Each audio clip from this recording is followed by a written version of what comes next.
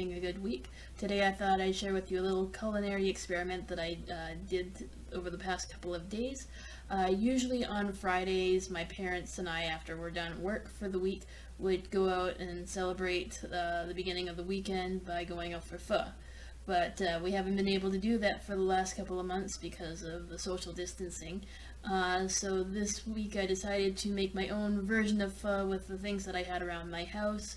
So I made my own soup stock, not a beef stock, but I used kind of things that we had been collecting over the past few weeks.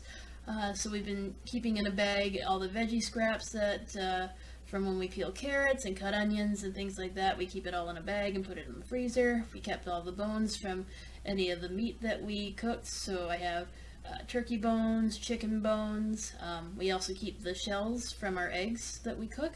And we cook those all in, or boil them all. But this time what I did was I actually roasted everything first before I cooked it. And so it had been cooking for more than, 12 hours. And then I added in the ingredients that were necessary to make a pho broth. So that was star anise, ginger. I also added fish sauce, and I also added in lemongrass, which was not necessarily something that is in every pho stock, but I had lemongrass that's been sitting in my fridge and was going to go bad if I didn't use it, so I added that in the stock as well.